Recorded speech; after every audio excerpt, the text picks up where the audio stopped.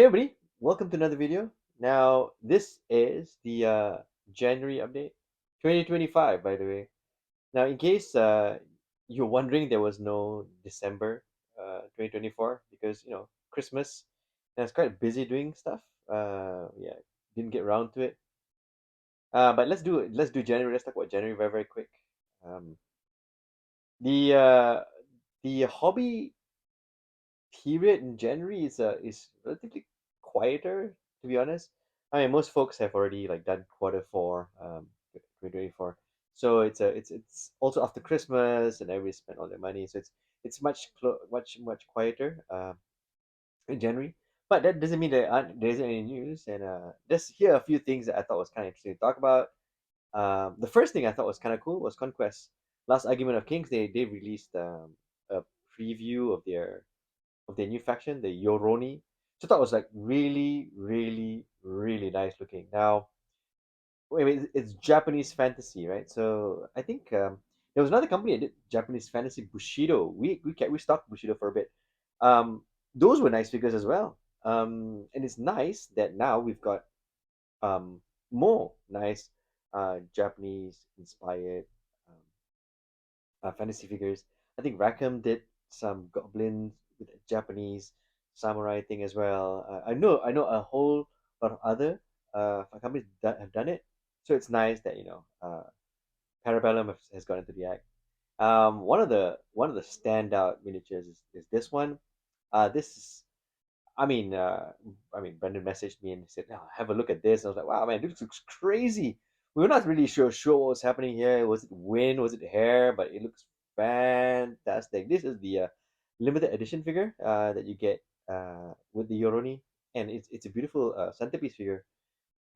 If you intend to be painting this, this is definitely one of those um, must-have paint jobs. you know, if you're just collecting miniatures just for the sake of it, it's up there with those fantasy figures strictly made for painting. I also personally also like this unit over here, and this is basically it's a ghost armor.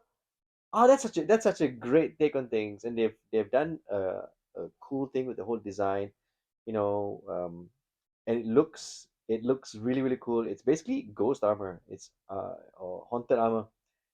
It's a really, really, really nice look. I mean, but the rest of the range for me personally didn't excite me so much. But Parabellum seems to have this thing where at least for me, some of the figures are really, really nice. Some of the figures are not so great. Even from the last Sorcerer Kings one, I thought the some of the figures were nice. The efforts were quite nice. The wind spirits were quite nice. I thought those were quite cool. But maybe it's just a personal thing. But having said that, we're excited here so for the Yoroni coming in. Um, we already have a guy who's thinking of like starting the faction, so you never know. We'll see whether this leads up to a game or two. Let's talk about this thing over here. This is the Halo set. We've got the set in, and we've done a few kind of cool demos with it. We've tried the extended rules. The figures are quite nice. I'm gonna be painting some of these, so look forward to that video that's coming really really soon. It's a cool game. It's fast. Every demo we had was like 15 minutes or less, and the minute folks, if they came in twos or threes, they'll play amongst themselves. And you'll see games going down really really quick. It's a really fast game. The figure's not bad. The rain the one you get in the boxes the cardboard train, which is good. I think if you were to assemble them and not remove them, they'd be fantastic because then you won't have the loose bits. So just choose which side you want better more, and then just assemble it and then don't remove it. Um, I had a customer who told me that this is a great game to teach somebody who doesn't play tabletop wargaming because there's no measuring. Everything's done with the dice. You don't need a huge table. You just add dice, to your initial dice roll. It's simple. It's really easy. I can see why some influencers or YouTubers have said this is the game of the year. I can see why. I can see why. And the game actually gets better. It gets better with the minute you put in the extra rules and you have the extra figures, the extra factions. It just gets better. Get better. Next up, we're going to look at the War Games Atlantic, and it seems like the Halfling Cavalry have done a charge forward, but right on top is still the cannon fodder heavy weapons, which I think will probably get made at some point.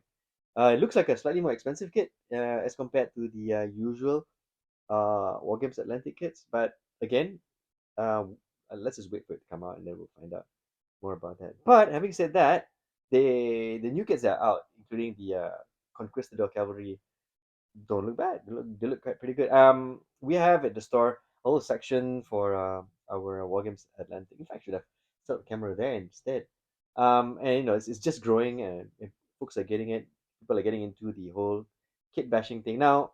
Here in Malaysia, at least from my store's point of view, kit bashing is new, right? It's new.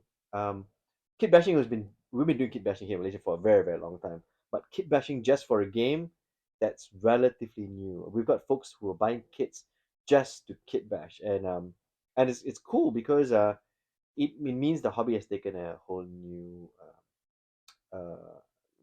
branch. The miniature hobby used to be just a gaming hobby, then it became a painting hobby. So you got all these guys who are moving over to the painting side, and there are some really really good painters. Come to the shop and talk about different kinds of paints, forcing me to get different ranges. Talking about which ones are better, which ranges work for them. Folks in my these painters move away from the traditional army painter brushes, and now they're using Winsor Newtons. I got guys who have moved away from acrylic and now using oils. So that's the painters, but now it seems, and then it came the 3D guys. These are gamers who've actually moved over and started doing 3D models as a hobby, which is fantastic because now whenever we know there are games, you see different kinds of miniatures, books, even in the 3D 3D hobby, which is part of 3D miniature gaming hobby. There are already different factions. There are guys who just collect STLs, the STL collectors, and there are guys who who print, play, and there are guys who print whole armies. And luckily here in Malaysia, we've got guys who do that. In fact, we also have folks who offer printing services. So that's a whole new branch of for me, what I think is the other branch of the miniature gaming hobby, because now you got a small little cottage industry happening, and I think things like this help a shop because game shops die when people stop playing, and as long as they're playing, things will move. So big up the 3D printer guys.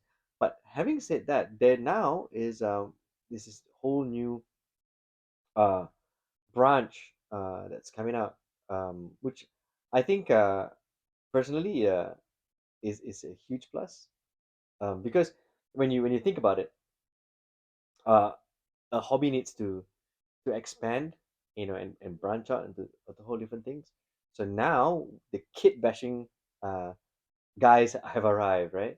Guys who kit bash uh, as a hobby, right? Previously, back in the early days, guys would kit bash, their the hero, or their kit bash, early Blood Bowl figures, or they'll kit bash, their Mordheim. In fact, Mordheim is the poster boy for like fantasy kit bashing.